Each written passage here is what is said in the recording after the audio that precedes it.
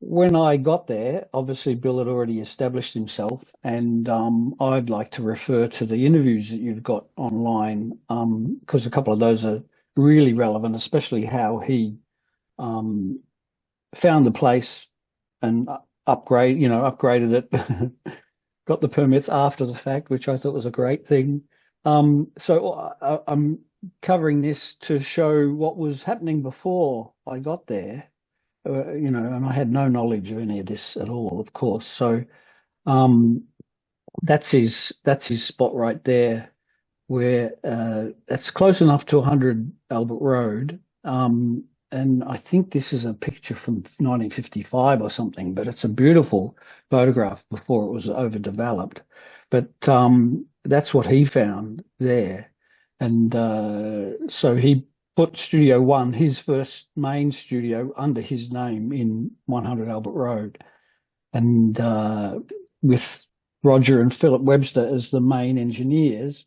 And you'll see there's a Strangers drum kit. They were sort of in-house band, and they were still doing things when I started in 72, 73. So that's the four-track setup that you can see there. And I don't know whether they're posing or not, but Bill had already started collecting mics, and again, he talked about that. Pardon, sorry about my voice too. It still hasn't come back to full range yet. So that was the room that I saw when I first came there, and it was if you the fact that it was a house and he just pulled down walls was already quite an achievement in that area. And the microphones that he brought along with him, I saw some of those later on, but not much. And so this small room, and it really was quite small, had already done a lot of work by the time I got there. And they were tannoy golds, which I remember went into control rooms at Bank Street, and the reds, which I thought were pinks because they'd faded. And I used to call them tannoy pinks. And not knowing anything about, but I really liked that I was brought up on the dual concentric aspect of things, because it just I still have some little reds at home here. Haven't listened to them for a while, but the fact that it came from the one spot was really focused the way that you approach. I didn't know anything about that, so once I got to that point, the monitors, I didn't even question what was there. The golds or the reds, I think, were put into Studio 2 at Bank Street as the main monitors.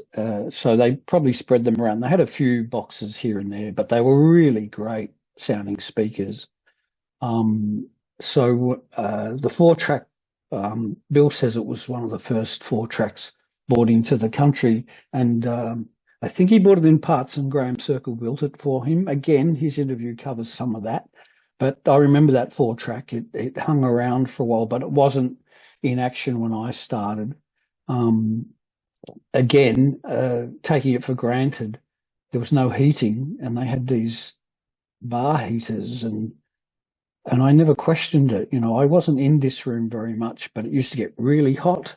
It used to get really cold, and air conditioning, as you all know, or keeping the right temperature in studios has been one of the hardest things to accomplish. They do it pretty well nowadays, but that was an ongoing theme. I can remember when I kept working where the control consoles were really, really hot, like SSLs and Neves and things, and then trying to balance it so the machines were the right temperature.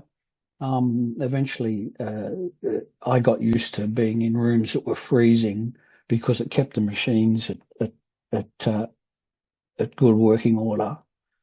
Some of these clients that would already been there before I came were attracted to this one room, and most of you will know that it was Bill's doing. He just got that going. And again, I knew nothing about this thing, but there were so many singles, and there's a guy here, David Mackay, down in the corner there.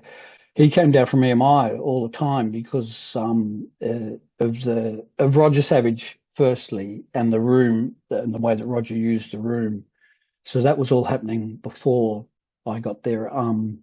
This 8-track Scully was the next stage that Bill got in, and he was modifying every few years, and obviously with Roger's guidance as well. But they were doing so many records and so many singles that they were able to afford to get that gear. And again, that 8-track, I didn't see it when I first started, but it ended up being used on OBs, which I'll talk about later.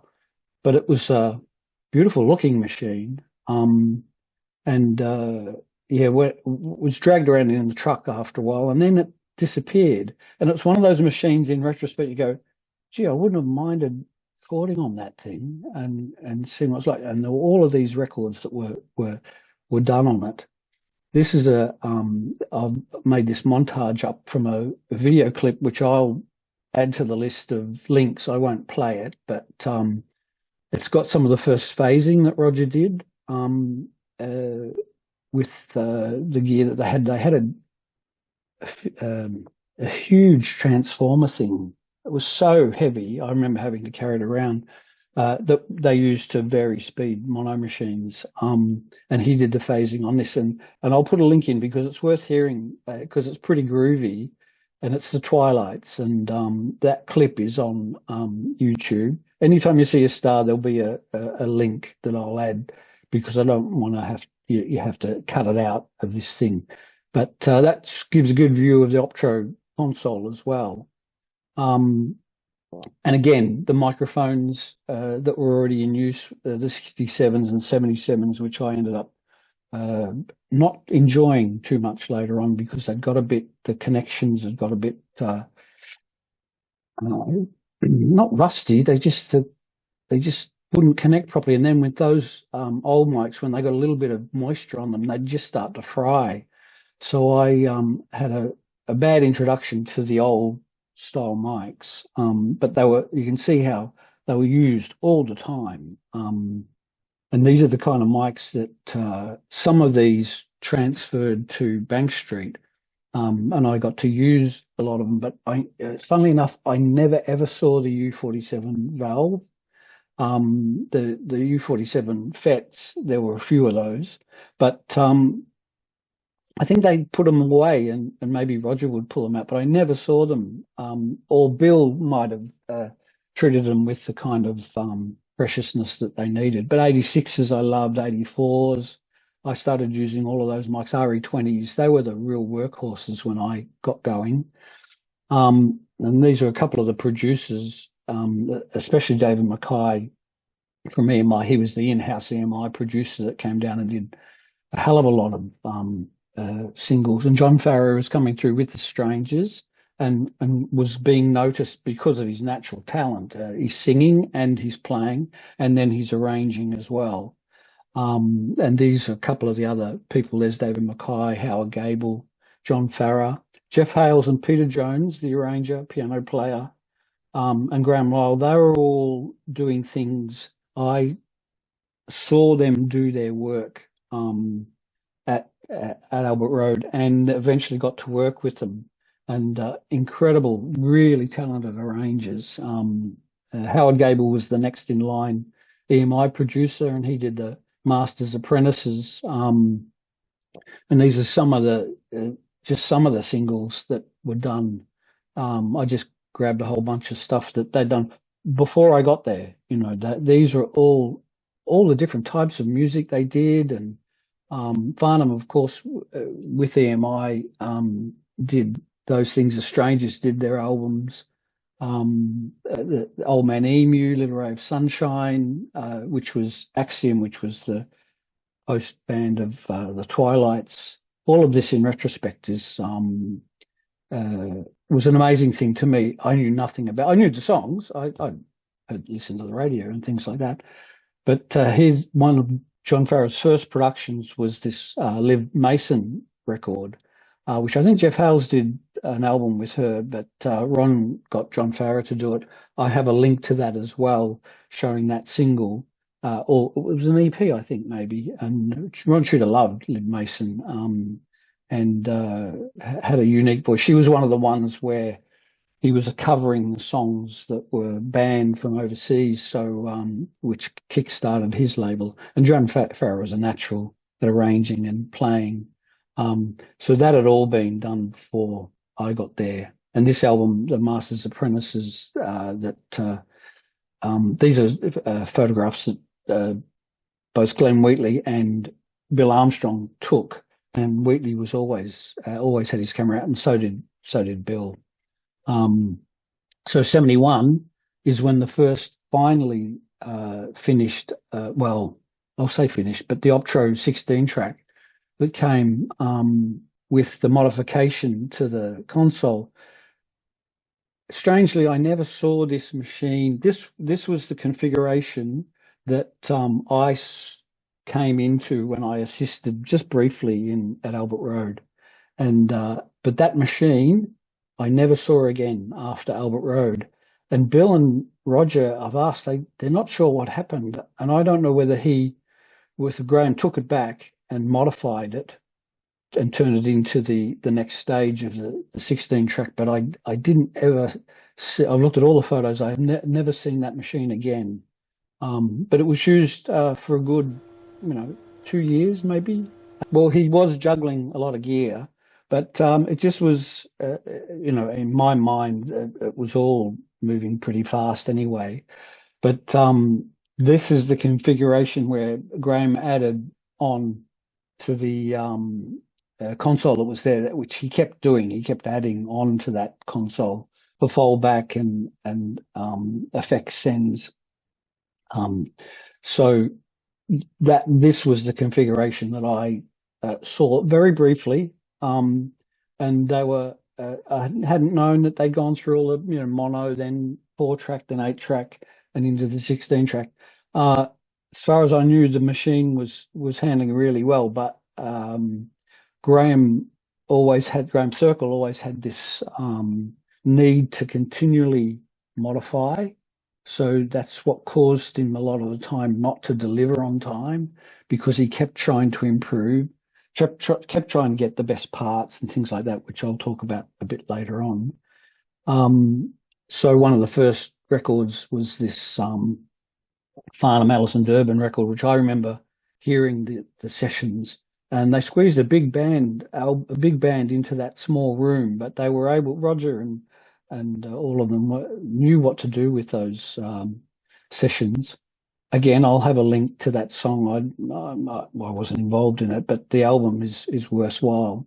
And Jeff Hales did that album, and they're great arrangements. These guys, that's one thing I noticed early on, was how good the arrangements and also the players, how good they were back then. So when I arrived, this was what was going on.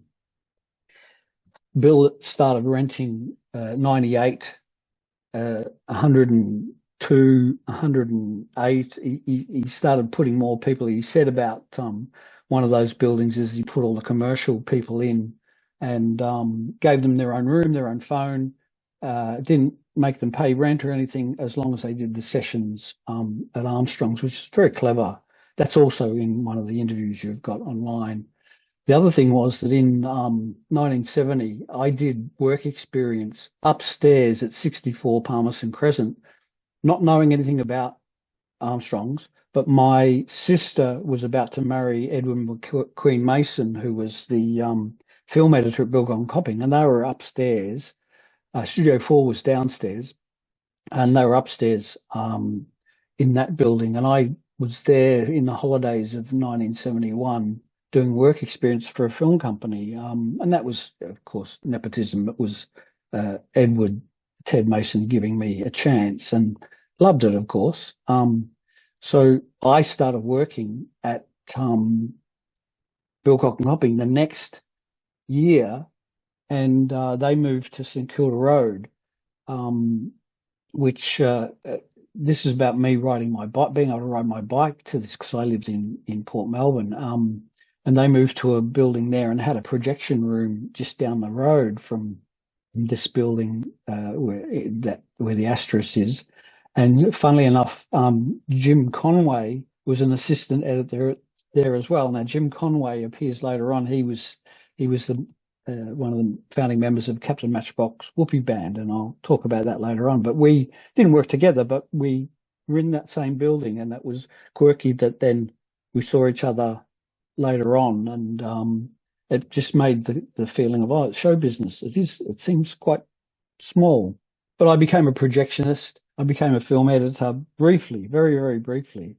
And then I left. It was silly. I left because I didn't really know what it could lead to. I could have done anything, but there was just something about it that was strange. And I just left.